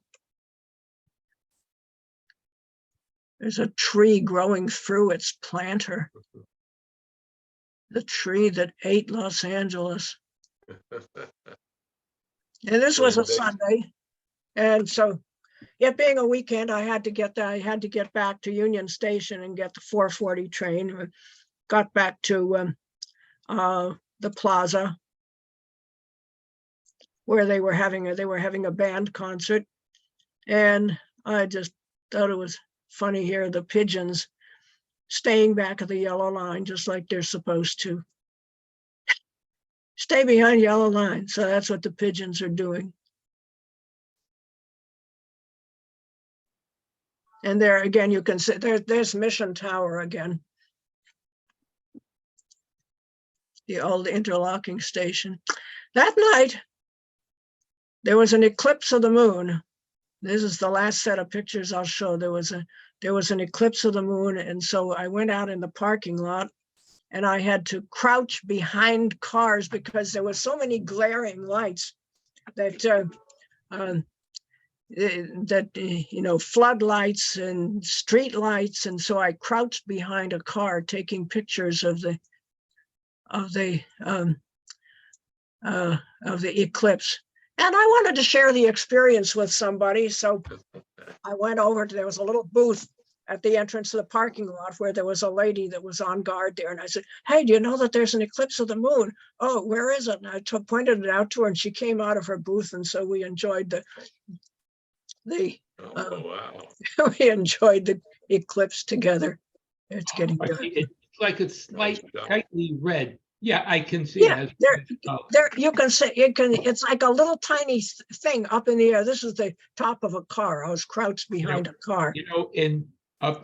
Just 2 months ago, there was a total lunar eclipse that was visible, and there was clear night. And what was unusual about this one is that it was total, I think, at about 5:15 in the morning. So I woke up 5 in the morning. I opened up my living room window with a telephoto lens, and I was able to get a decent shot. I took a telephoto shot, and then I changed lenses, and then I got some interesting landscape because it was an hour and a half just away from moonset. So I was able to get a lot of a red color. It was well, 5:50 in the morning, that's almost the time when the sun comes up. Yeah, it was 5:15. And Yeah. I didn't even need a tripod because it has, with image stabilization, I must like a 13th of a second. Oh, And Wow. it compensates for hand movement. It's very good. yeah. Well, I just have had a little pocket camera. One thing is, I often go into slightly dicey communities and places where I really don't want to be obvious. So, some of the people on these conventions, they have these huge big cameras and enormous lenses and great big enormous things, and so I don't like to look like a tourist. I like to just blend in and not make eye contact. And Yes, if So- you, yes, if you go away from the group and then you go off on your own, I think that that's a good idea. Well, that's what I It looks usually like do. you would- I always go Rail off on around my own. fanning. I see don't that. like to, I don't like to be regimented. I mean, you tell me I agree. to stay I'm with the the same group. I way. always Yeah. learned that from going strange places with my daddy. Yeah. Oh. If I'm with a bunch of rail fans, I'll take my big camera, but if I'm by myself, we'll see. Yeah, well, I can go into a lot of places as well. What in the world am I doing here? Yep, You're actually yep. my- Anyway, that's the end. That's the end. That's Oh, that's all I'm excellent. gonna- Okay. Fantastic. Very good That was show. really Very good, very good. professional. Thank you. Loved it. It was great. Okay, It any, was a real travelogue. any comments from anybody? Any questions? I loved it. It was great. Enjoyed it. Oh, Oh, thank you yeah. so Any- much. I enjoyed Consistently it. interesting. Here we go. Okay, Yeah, it was your magnum opus. yes. Well, in April, I have more to show you. Oh, I'm looking Good. forward to that. What's this? That Just must have been so one long. hell of a convention. Yeah. Okay. That's my journey into urban archaeology. Ah, well, that'll be more on the nuts and bolts of the convention, the various events and trips. Any recently joined members care to introduce themselves? Hey, Cora, don't you feel that Los Angeles has been abused a lot more than Manhattan was? Been abused? Yeah. No, you mean verbally abused or physically? Urban renewal. Yeah, Oh my God. Urban Yeah, remodel. we had our own version of Robert Moses. Yeah. Oh, when you Yeah, said they mentioning never Robert realized. Moses, Yeah, There'll be a lot of mixed well, yeah, you know that Glad if you Robert saw, Moses was the never movie, out in LA. if you saw the Yeah, but movie they Who had their Framed own. Roger Rabbit, that was based on reality. Yeah. That was Oh, based on, yes. that was based on reality, because they I would always remember make that. they would always make a point of putting the freeways or the bridges right through one of those minority communities. And in the case of LA, it was usually Mexican or Filipino. you see, that wasn't true in every city. You see, in the Bronx, where the Bronx Expressway was built, it was mostly white ethnic groups. In the early 60s, it was largely Jewish and Italian. Yeah, well, Oh. it was the same idea with with us. It was Mexican. Yeah, most people think that Chavez Ravine, where the Dodger Stadium is, that was torn down. That Mexican community was torn down to build Dodger Stadium. That's not exactly what happened. What happened was it was torn down because they wanted to build public housing. But the public housing was voted down. So that meant they had all this land that they had confiscated. And meanwhile, Walter O'Malley was looking for a place to put Dodger Stadium. So that's why it ended up there. Oh, What was that name again? Chavez O'Malley. Ravine. Chavez, No. What was that name again? Another one. O'Malley. Of the most famous New Yorkers of all time. Walter O'Malley, the guy who O'Malley. lost the Dodgers know- too. Who likes cigars and glasses and Nelson you brought- Rockefeller. Nelson Rockefeller. You No, brought this us is Walter up, O'Malley, a different guy. no, Walter O'Malley. yes, Walter O'Malley was the owner of the Dodgers. the and he- Dodgers. Yes. Yeah, As a result of, Walter O'Malley. and there was Supreme Court decision about a famous eminent domain case, I think, Kelso, I think, versus New London. where they oh, went the to pink house, property. yeah, the pink Yeah. house, yeah. And what I the Supreme remember Court that. decided, yes, Pink House, is that there was a precedent just for condemning private property for urban renewal, but that the states had the right to regulate it on their own. So what some states, after that happened, there were a number of states who then tightened up their eminent domain regulations. I think Arizona, you can only condemn just the private property if it's for public use. That means that you cannot condemn private property for the benefit of some different private owner or private. But Well, they New claim York it was State, for the public good, yeah. yeah, but New York State Yeah. seems to like a broader use of government in many ways, but that's Oh, the yeah, they cater to the real estate interests in New York City. yeah, that yeah, you could say that. And in the case of You Robert should say Moses, that. yes, yeah, I agree. I agree. Yeah. And and the voters go along with it. I mean, you would have they just don't think like they do in more Steve, conservative. I'll be right back. Hold on. In the case of Robert Moses, he just thought he knew what was best. You know, it's like a paternalistic attitude. Yeah, I mean, you know, when He he didn't built like Cross transit. Transit was his big thing he didn't like. So you know what it was? Maybe he was like a class The snob. He equivalent. somehow thought that if you were in a private car, that you were a better person. It was like he was like a remnant of a British class, upper class, like a British No, class. he built the parkways in Long Island. You know, Yeah. all those That- parkways, Jones Oh, Beach, oh, all that was yeah. his. The He park still and he did system. built- a lot of good. Yeah. yeah, and, Yeah, and he built the bridges so low that you couldn't get Yeah. buses in because he didn't want the kind of people Oh, going exactly. to Jones Yeah. Beach to have to take the But by bus. the way, did you know that on Randall's Island, there is still the Robert Moses building that the MTA owns? Okay. Yeah. Continue. Robert That was Robert the Moses Triborough Bridge partly Authority. undid some of his by building the LIE and the Oyster Bay Expressway. Well, that has a very interesting history. He wanted to build a bridge across from Oyster Bay. I forget if it was Bridgeport or someplace in Connecticut, but the Yes, I residents of remember that. Oyster Bay, they didn't want all the traffic congestion. So with community opposition, those plans were knocked down. And his Right. idea was that you could drive from Connecticut to Jones Beach, because Mhm. that Oyster Bay Expressway would go further south from Merrick Road and it would join the Wantagh Parkway. Oh, But what happened is that, that would have been nice. but that's right, but the Hey, Oyster Bay. doggy. Yes, maybe he liked the show, but I Yeah. noticed that Well, it was a really good show. but the Oyster Bay Expressway only runs between Jericho Turnpike and Syosset, and I think Seaford Nowhere to on Merrick nowhere. Road. Yeah. If I forgot the other one.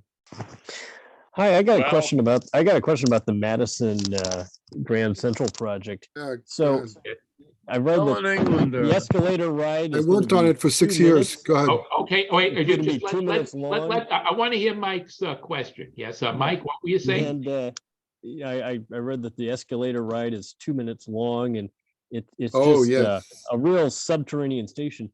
Right. Yeah, It's like it- they really 14 kind of. floors deep. I'm not. It seems like they really kind of miss the whole beauty of Grand Central, which is that because it's a stubborn station, you can Yeah. have the concourse level right at the track level. You're not. Well, it's no, not no, Penn no. Station where you have to go down to every track. There's an engineering reason for that. It's underground. No. There's an engineering reason for that. There was a big hullabaloo. Well, I'll just when say they I've read start- that they Wait, considered. I can explain this if you let me. Okay. You can, Yeah, okay. He's an engineer for the DA, so. yeah, That's good. okay. There was a big hullabaloo among rail fandom when this started, that some people said, oh, they should have used what was the upper level or the lower level for the Long Island Railroad? I forget what, but that doesn't wash. The reason why is because to use that and then connect to a tunnel, the 63rd Street tunnel would involve too much risk. This is the most risk-free approach, that you're not putting those buildings on Park Avenue at risk. That's why they sunk Oh. it 14 stories underground, because you're in solid Ah, rock. That is the engineering Right. reason. So it's Um, more down. Okay, so I mean, I can see, but Oh, what you're he saying did. basically is that you wouldn't want to be going under the buildings so close to the Mm. surface. No contractor would want to build that for you if you had to Right. go shallow. Right, Right. but once you It get wouldn't be not structurally sound. once you get a couple blocks north of Grand Central on the tracks, you're just under Park Avenue. No, You she's got all another the buildings, you one. got $1 million of building, millions of dollars of buildings probably by Yeah, now. it would be too No, risky. but the tracks are under the road, not under the buildings. I mean, once you No, get out no, of the no, no, yard no, no, area. no, wait. They'd be undermining the foundations. Right, thank you. In Yeah. fact, what they did was the old Madison Avenue yard that the Metro North had, that is now the Long Island Railroad Concourse. In exchange, and I don't know if it's bad or good, Metro North got the High Bridge Yard up in the Bronx. That was built Yeah. that was one of these quid pro quo deals. Oh, okay. In addition to the midday storage yard that Long Island has, which used to be Yard A in Sunnyside Right. Yard. And Yeah, I also think there's so. there's another yard they have for maintenance. I forget what The it's called. applications. I Yeah. think Yeah, that Metro okay. North got those little Brookville locomotives, not the BL20s, the other Well, one. yeah, they did get some yellow, environmentally friendly locomotives. I remember seeing those. Yeah, that was part of the deal, I think. Yeah, because they had to hold the debris out of the tunnel and the work when they were demolishing they'll have Madison the- Avenue Yard and everything. Metro North will gain the service into Penn Station from the New Haven line. And the Right, new their slots station are is open East Bronx. theoretically. Yeah. Yeah, Okay, that'll okay. go over the Hellgate Bridge. But here's the thing I don't understand. I'm looking at a map here that shows, I'm looking at aerial photos with the rail lines laid over it.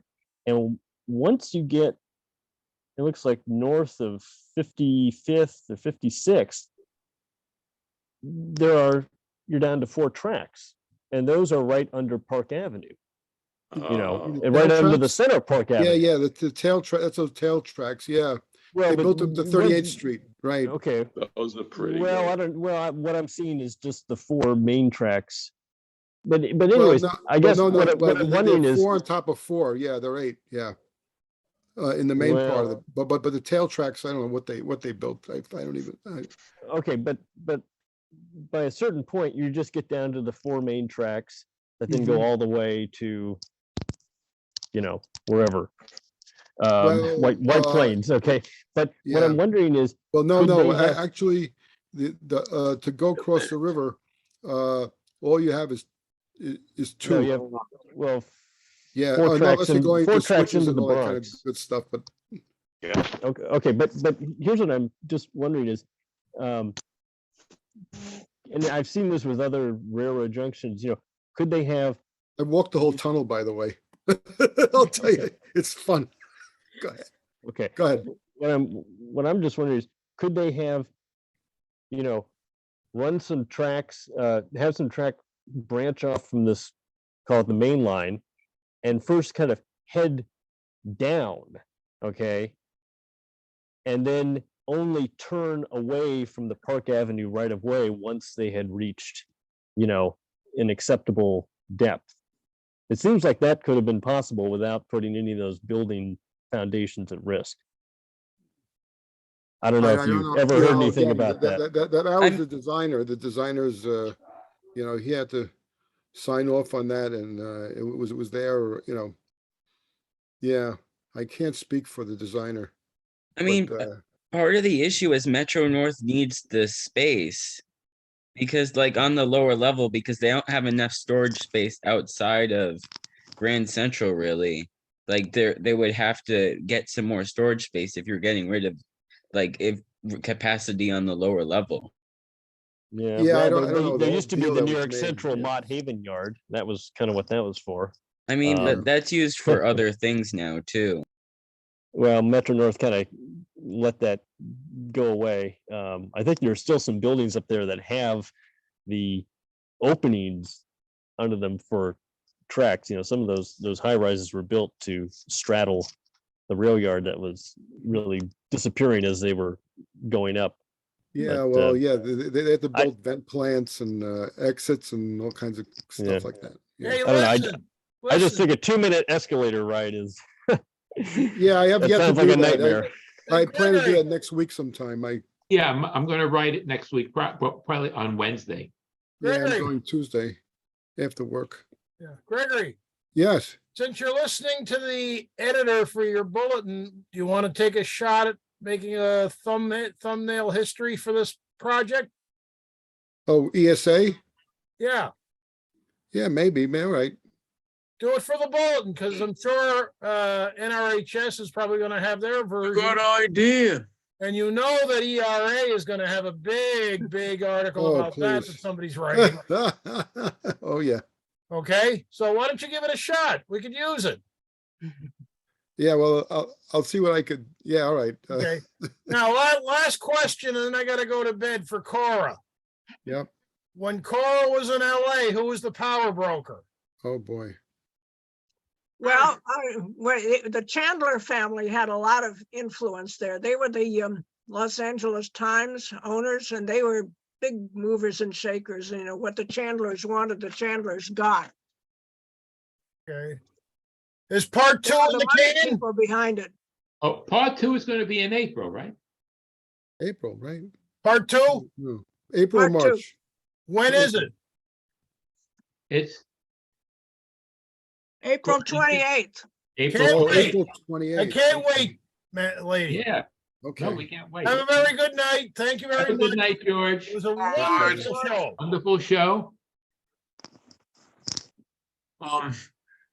Steve? Yes. Okay, there are two people that sent me messages that they didn't get renewals. The email one, that was Lou Kleinman and No. I sent it to him. He didn't, I think he missed it. And well, who else said Okay. he did?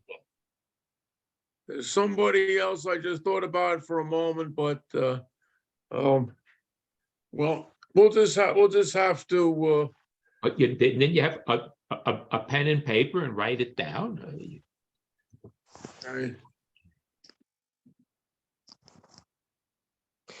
Hi, if Greg, Wrote it the down. engineer, is still on. I'm here. Did you run into, there's a guy who is active in the ERA, who was an engineer on the project. I'm trying to recall his name, but You, does that you, ring a you don't bell? mean the president, Sure. but he's not, he's an Sheldon. engineer. I think he's a No. planner, He said you went. a bus planner. You mean Yeah, no, Newhouser, Bob Newhouser? Yeah, not Newhouser. This was, No, he's a somebody- planner. I think I have his name here. Ken Lynn? see who this Ken cat Lynn? is. No, Paul Ken Lynn's a Grether. planner too, architect. Paul Grether. Helen Englander, that's it. Oh, okay. You know what? I'll send them. I'll Paul- send them out renewal. what? forms. Paul Grether. Grether, yeah, I've heard the name somewhere. I don't know where he works. Okay. Well, I think he's, It's a big I place. think he'd been more of a civil engineer. Anyways, Yeah. he posted some photos. You know, Yeah. he was early walkthrough tours. I was on the project from 2003 to 2009 when a lot of the initial work was being done. We did a lot of the tunnel in the lower I'll level. send them renewal. And also I did a couple days in December when they had that vent problem. We did some fire alarm testing and vent testing. But Interesting. yeah, I remember when my boss first took me there. He said, "Do you like going for a walk?" I said, "Yeah, sure, boss. Let's go." So what happened is, he said, "You better put your boots on." I said, "What? Your wading boots? What?" So I went to this guy. He was our director, and I said, "Hey, Rich, could I borrow your boots?" And he had these duck wading boots. So I put on the duck wading boots, put on my hard hat and safety vest, my jacket, and we go down there, and it's full of water. And we walk from, well, this was Long Island City, but like 29th Street, 41st Avenue. We go down the hatch, and then we walk the whole length of the thing. And the whole place is lit by stringer lights, just one little light bulb after the other by electricians through the whole thing. Very interesting, like something out of a movie. And we get to the end of it, and that's as much as they did at that time. And you could see where the tunnel boring machine stopped, and Wow. yeah, and then there's an equipment room, like a pump room or whatever, and then we go 16 floors up stairs to the surface, like climbing a mountain backwards. That was an interesting field trip. Well, it's a reminder how wise the New York Central and the leaders of New York were to, let Grand Central be built the way it was before everything else was Yep. built up around it. Yep. I mean, if everyone had to take 2-minute escalator rides, it adds up to a lot of hours, thousands of Yeah, hours. You might get people joking they're commuting on an escalator. I mean, that Okay, I guess it's getting kind of late. Okay, it was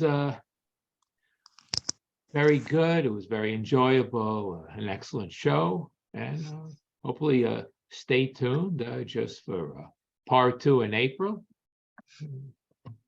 All right, and what's the program for next month? February. Oh, That's forgot already. George's. oh, that's a George. Good. And what is George presenting?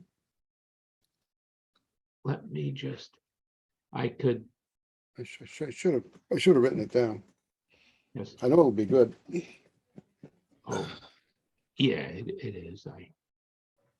If I exit full screen, then I could look it up and see just, I'll check a file where I just made I'll look at the bulletin.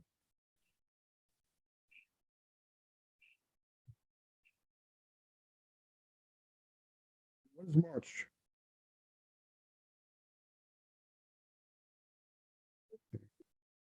February 24.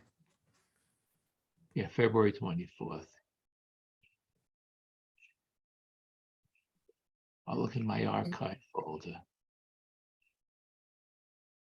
And then 2, 3, March 24th, I assume, right? Yeah. Then we got April 2, 3, April 28th. Yeah. Okay. And May 20th is Saturday. Okay. I'll make a note. Victoria Day, right? Or something. I'll make a note of that. Okay.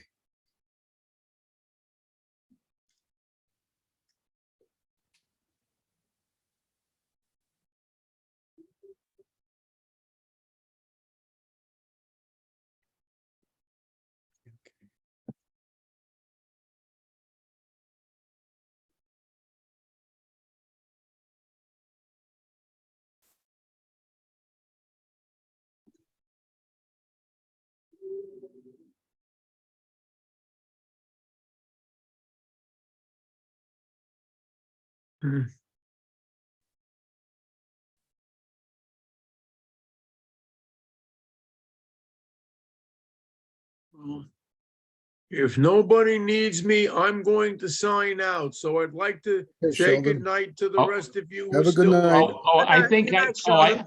I'm opening up. Okay, I have the February bulletin here. Okay, it will feature a DVD presentation on the San Francisco Muni Railway. We'll look at the post-war period featuring the Iron Monsters of Market Street and the Muni PCC cars and the various streetcar lines. Okay. All right, so that's it's a DVD. And what is March? March is George. Maybe March is